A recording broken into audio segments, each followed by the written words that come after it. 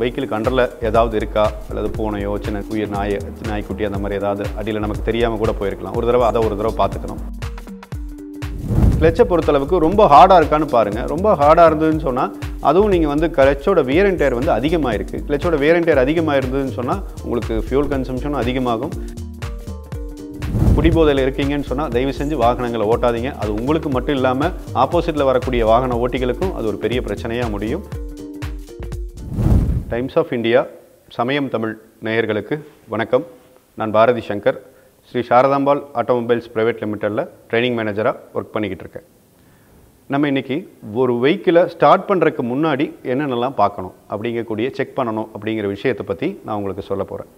நம்ம ஒரு வெஹிக்கிளை ஸ்டார்ட் பண்ணுறதுக்கு முன்னாடி அண்டர் சேசி ஒரு தடவை பார்க்கணும். வெஹிக்கிளுக்கு அண்டரில் ஏதாவது இருக்கா அல்லது பூனையோ சின்ன உயிர் நாய்க்குட்டி அந்த மாதிரி ஏதாவது அடியில் நமக்கு தெரியாமல் கூட போயிருக்கலாம். ஒரு தடவை பார்த்துக்கணும். அதே மாதிரி 4 வீல்லையும் டயர் கரெக்டாக, ஏர் ப்ரெஷர் கரெக்டாக இருக்கான்னு ஒரு தடவை செக் பண்ணி லைட்டாக தட்டினீங்கன்னாவே உங்களுக்கு தெரிஞ்சிடும். அந்த தட்டும் போதே அதில் ஏர் எவ்வளோ இருக்குது இல்லைங்கிறது தெரிஞ்சிடும். அந்த 4 வீல்லையும் நீங்கள் தட்டி பார்த்து ஏர் ப்ரெஷர் கரெக்டாக இருக்கா இல்லையாங்கிறதையும் நீங்கள் செக் பண்ணிக்கலாம். அதுக்கு அடுத்தது பானட்டை ஓப்பன் பண்ணி இன்ஜினோட ஆயில் லெவல் எப்படி இருக்குது, கூலண்ட் இருக்கா, அதே மாதிரி வைப்பரில் வந்து தண்ணி இருக்கா, வைப்பர் டேங்கில் தண்ணி இருக்காங்கிறத ஒரு தடவை செக் பண்ணிக்கலாம். அதுக்கப்புறம் வெளியில் இதெல்லாம் நீங்கள் செக் பண்ணி முடிச்சுட்டு காருக்குள்ளே வந்து உட்காரும்போது கியர் நியூட்ரல் இருக்கான்னு பாருங்கள். கியர் நியூட்ரலில் இருக்கா, கியரில் இருக்கான்னு பார்த்துட்டு அதை நியூட்ரல் பண்ணி வச்சுக்கோங்க பிஃபோர் ஸ்டார்டிங். ஏன்னா இப்போ இருக்கக்கூடிய நிறைய வாகனங்களில் கியர் இருந்தால் வண்டி ஸ்டார்ட் ஆகாத மாதிரியான டெக்னாலஜிலாம் இப்போ வந்துருச்சு. ஸோ அந்த மாதிரி இருக்க வெஹிக்கிளுக்கு பிரச்சனை இல்லை. பழைய மாடல் இருக்கக்கூடிய வாகனங்களுக்கும் நீங்கள் இதை பார்த்துக்கலாம்.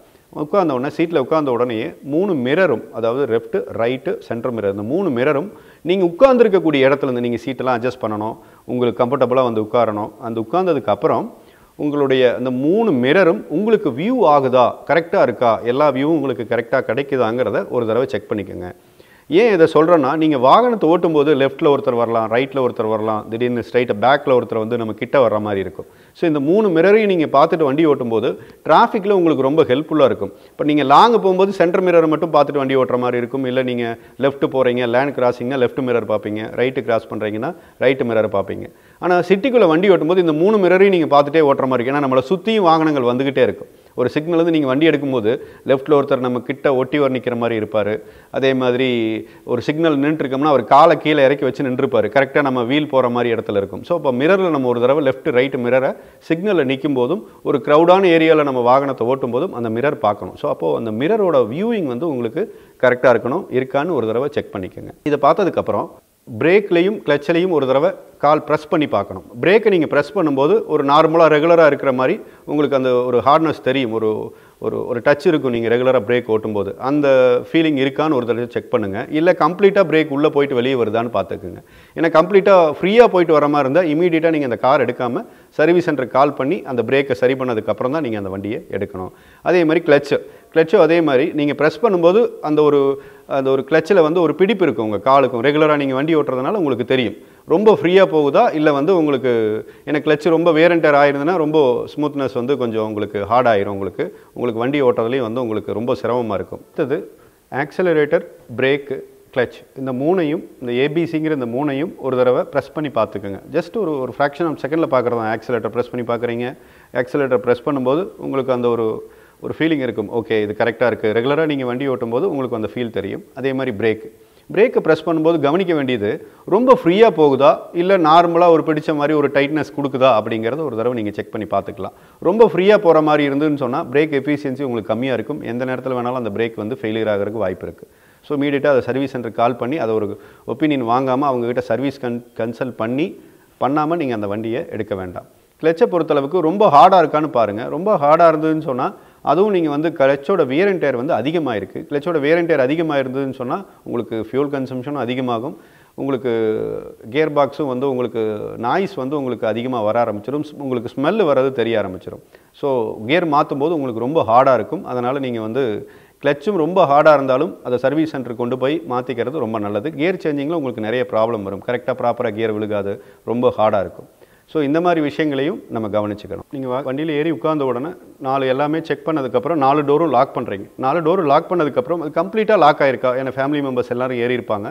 ஏறினதுக்கு அப்புறம் தான் நீங்கள் வந்து வண்டியை ஸ்டார்ட் பண்ணணும். அவங்க ஏறி உட்காரக்கு முன்னாடி வண்டியை ஸ்டார்ட் பண்ணி ரெடியாக இருக்கிற மாதிரி அவங்க வந்து உட்காரக்கு முன்னாடி நகர்த்திடக்கூடாது, ஒரு சிலர் ஏறிட்டு இருப்பாங்க. ஸோ அதுலேயும் நமக்கு ஒரு கவனம் இருக்கணும். அதே மாதிரி 4 டோரும் கம்ப்ளீட்டாக லாக் ஆகிடுச்சா, ஏன்னா இப்போ லாக் ஆகலைன்னா உங்களுக்கு அது இன்டிமேஷன் உங்களுக்கு டேஷ்போர்ட்லேயே தெரிய ஆரம்பிச்சிருக்கு. சில வெஹிக்கிளில் வந்து அந்த மாதிரி இண்டிகேஷன் இல்லாதனால நீங்கள் ஒரு தடவை செக் பண்ணிக்கலாம் மேனுவலாக கம்ப்ளீட்டாக லாக் ஆகிருக்கா டோரு, இல்லை பார்ஷியலாக க்ளோஸ் ஆகிருக்காங்கிறது தெரியும். நம்ம வண்டி ஓட்டிகிட்டு இருக்கும்போது டோர் க்ளோஸ் ஆகலை அப்படின்னு சொன்னால் பின்னாடி வர ஒரு 2 வீலர்லையோ அல்லது காரில் வரவங்களோ நமக்கு ஒரு இன்டிமேஷன் கொடுப்பாங்க, உங்கள் டோர் லாக் ஆகலை, சரியாக லாக் பண்ணுங்கன்னு. ஏன்னா எந்த நேரத்துலையும் அது ஒரு திறக்கிறதுக்கான ஒரு வாய்ப்பு இருக்குது. ஸோ அதனால் அந்த டோரும் கம்ப்ளீட்டாக க்ளோஸ் ஆகிருக்கான்னு செக் பண்ணிக்கோங்க. அதே மாதிரி வெஹிக்கிள் நம்ம எடுக்கிறக்கும் போது கவர்மெண்ட் ஆஃப் இந்தியா நமக்கு ரொம்ப அட்வைஸ் பண்ணுறது சீட் பெல்ட் கண்டிப்பாக போடுங்க.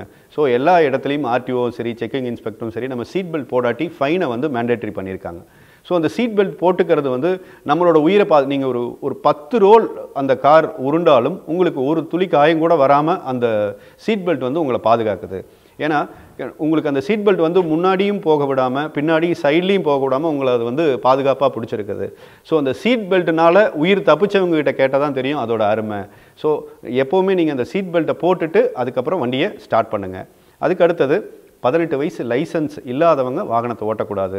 வாகனத்தை நீங்கள் எடுக்கிறதுக்கு முன்னாடியும் சரி, நம்ம ஆசைக்காக வண்டி ஓட்டாமல் ப்ராப்பராக ஒரு டிரைவிங் ஸ்கூலில் கவர்மெண்ட்டோட அப்ரூவ்டோடு இருக்கக்கூடிய இயங்கக்கூடிய டிரைவிங் ஸ்கூலில் போய் நீங்கள் அந்த காரை வந்து தரவாக ஓட்டி பழகிட்டு அதுக்கப்புறம் வந்து நீங்கள் எடுக்கிறது நல்லது. அதே மாதிரி குடிபோதையில் இருக்கும்போது நம்ம வாகனத்தை ஓட்டக்கூடாது. குடிபோதையில் இருக்கீங்கன்னு சொன்னால் தயவு செஞ்சு வாகனங்களை ஓட்டாதீங்க. அது உங்களுக்கு மட்டும் இல்லாமல் ஆப்போசிட்டில் வரக்கூடிய வாகன ஓட்டிகளுக்கும் அது ஒரு பெரிய பிரச்சனையாக முடியும். ட்ரிங்க் அண்ட் டிரைவ் அவாய்ட் பண்ணுங்கள். சேஃப் டிரைவிங் தான் நமக்கு ரொம்ப முக்கியம். வாகனத்தில் இருக்கக்கூடிய எல்லா விஷயங்களையும் தரவாக தெரிஞ்சுக்கிட்டு நம்ம road rules and road safety, அந்த ரோட் ரூல்ஸ் எப்படியெல்லாம் ஃபாலோ பண்ணணும்னு தெரிஞ்சுட்டு அப்புறம் வண்டி ஓட்டுங்க. தேங்க்யூ.